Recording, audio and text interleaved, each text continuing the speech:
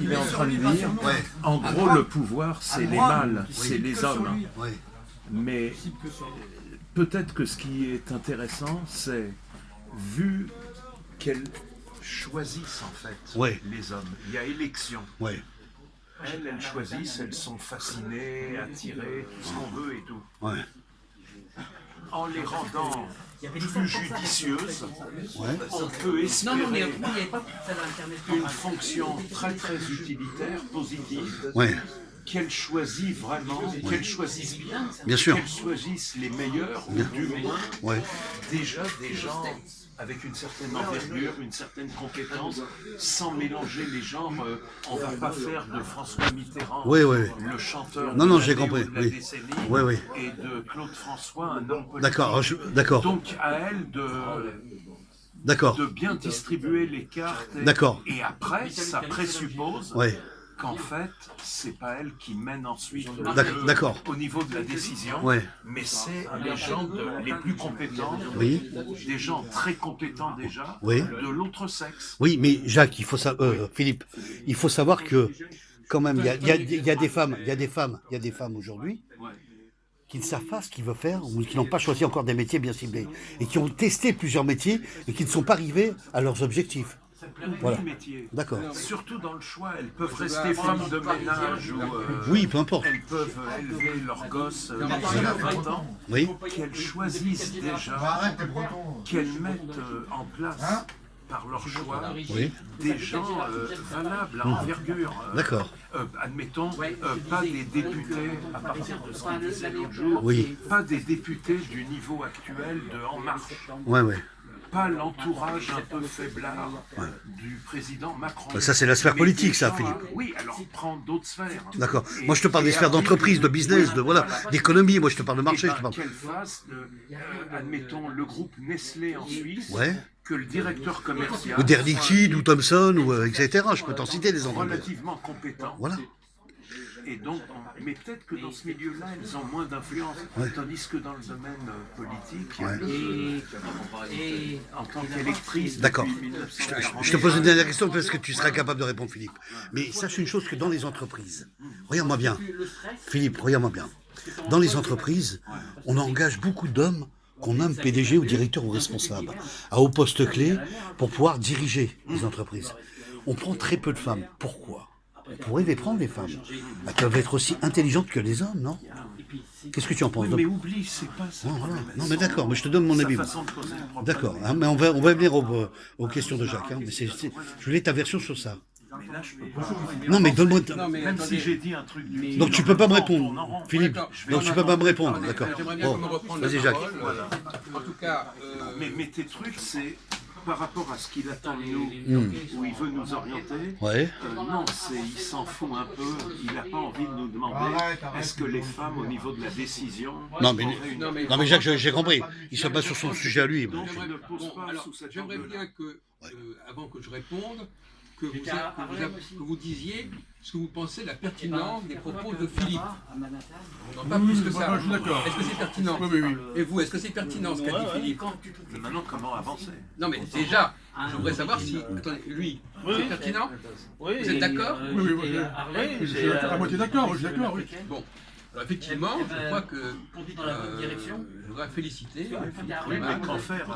D'accord, mais il a bien ciblé la situation féminine sur les femmes. On ne leur demande pas d'exercer le pouvoir, non, mais on leur demande de désigner ceux qui peuvent l'exercer. C'est pas du tout la même chose. C'est pas pareil. C'est une autre fonction. Bien sûr. C'est le fait de choisir. Voilà. La capacité de choisir instinctivement la bonne personne, ça ne veut pas dire forcément qu'on va leur demander à elles d'exercer le pouvoir. Et inversement, ce n'est pas forcément les hommes qui sont capables de choisir. Donc il y a une répartition des rôles, normalement. C'est-à-dire qu'il y a un temps pour les... Par exemple, les élections, contrairement à ce qu'on croit, les élections ne sont pas faites pour choisir des gens qui vont représenter les idées des électeurs. Bien sûr. Elles sont simplement faites pour désigner les bonnes personnes qui, elles, vont faire les choses comme elles doivent faire, mais on en avait parlé, ça, elles ne vont pas dépendre des programmes, des desiderata des électeurs. Mais là, c'est ça l'ambiguïté. On croit qu'on fait des élections pour que les gens choisit des gens qui vont les représenter. Non. Oui. En fin de compte, il choisit des gens auxquels ils font confiance pour régler les problèmes, Oui. mais il leur laisse carte blanche. D'accord, alors je vais te donner juste un C'est avis. une conception aristocratique. Bien sûr. Oui, oui, tout à fait, Jacques. En tout cas, c'est pas Philippe, la oui, t'as conception raison. classique. Oui, oui. Oui. De toute façon. Mais moi, ce que je veux dire, c'est que là où tu as raison, Jacques, je prends juste un exemple. Hein. Sarah Pauline aux États-Unis, elle fait ce genre de rôle, ce que tu viens de dire. À l'époque, elle a fait. À l'époque de Mencken, hein, monsieur. Elle le fait déjà. Donc c'est déjà pas mal. Mais en France, est-ce qu'il y en a véritablement, Jacques, ça? Ah, voilà. Et de toute façon, de facto, oui, parce qu'il y a des gens qui élisent des gens. Donc forcément, en réalité, dans la pratique, c'est ça qui est amusant, c'est que dans la pratique, c'est comme ça que ça se passe. Mais c'est pas Ségolène Royal. Ségolène Non, pas du Royal, tout, pas du tout. Justement. Elle veut remplacer l'homme. Elle veut le... Oui, elle veut s'accaparer les postes, on peut dire. Pour dire les choses autrement, Ouais. pour dire les choses de manière philosophique, les femmes sont dans le quantitatif et les hommes dans le qualitatif. Oui, c'est ça. C'est-à-dire que les femmes, quantitativement, sont valables parce qu'elles sont nombreuses. C'est leur nombre qui fait sens. Et pour l'homme, c'est au contraire le personnage qui a été choisi. Donc finalement, une c'est femme... ce que j'ai dit tout au début, qualité, quantité. Ouais, bon, d'accord. Ouais, enfin, c'est comme une production alimentaire, toi, ton histoire, donc c'est bon. Quoi. D'accord. J'étais pas là.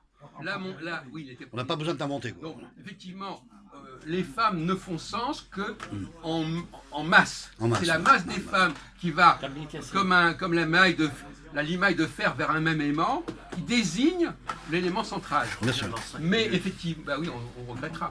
Mais en revanche, cet élément central, lui, il est de l'ordre du qualitatif. Ouais. Hein. Et donc, en fin de compte, il ne faut pas attendre des hommes d'être dans le quantitatif et les femmes d'être dans le qualitatif. Ouais, c'est clair. Hein. Donc, dans le cas de Ségolène Royal, effectivement, les femmes ne sont pas, c'est pour ça que les femmes ne sont pas faites pour assurer elles sont faites pour permettre l'émergence d'un personnage important, mais c'est ce personnage important qui va devoir prendre le relais, qui va devoir assurer le pouvoir. Oui, c'est ça. Mais elles ont un pouvoir puisque c'est elles qui vont faire apparaître ce personnage, qui vont le faire émerger. Alors, ce qui est très surprenant, si on prend la sphère politique, Jacques, par exemple, Angela Merkel, là, on a pris des femmes au pouvoir en Allemagne. Bon, en France, on n'en prend pas, on prend des hommes. Bon, est-ce que pour toi, c'est démocratique ou c'est pas démocratique, ce genre de choses? Est-ce que ça peut se faire ou pas? Voilà. Bon, alors ça, effectivement, si on rentre dans le détail de telle et telle femme qui a fait ceci, Candidate, Angela Merkel, Margaret Thatcher, etc. On veut du pouvoir d'achat. Catherine de Russie, Catherine de Médicis, Si, je sais ouais. pas quoi. Bon, effectivement. Bon, et on peut se poser des questions parce que de toute façon, la grande question, c'est que nous sommes dans un dysfonctionnement dans le processus électoral. Ouais. Parce que même les élections elles-mêmes font problème. Oui, c'est Tout à vrai. l'heure, j'ai parlé d'élections, mais on pourrait croire que j'entendais élections au sens classique de... Voilà, il y a des élections. Ouais. Mais c'est beaucoup plus complexe que ça. Bien sûr. Hein, c'est le système électoral, on en a parlé longuement ces derniers temps, il est en dysfonctionnement.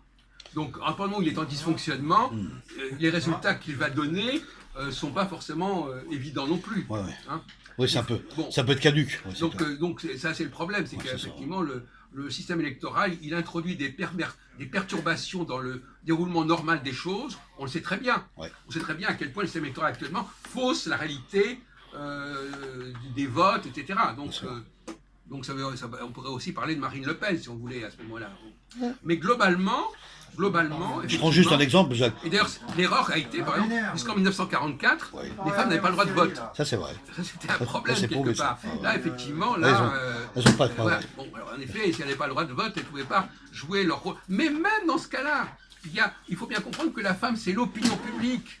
Alors, il serait intéressant d'en parler. Ouais, ouais. Le pouvoir féminin, c'est la rumeur, c'est l'opinion, Bien sûr. c'est les on-dit, c'est les sondages d'opinion. C'est les revendications, c'est les réactions. Actuellement, on c'est- voit le pouvoir extraordinaire de l'opinion. On dit ah oui, les gilets jaunes, oui, terrible, mais l'opinion est d'accord.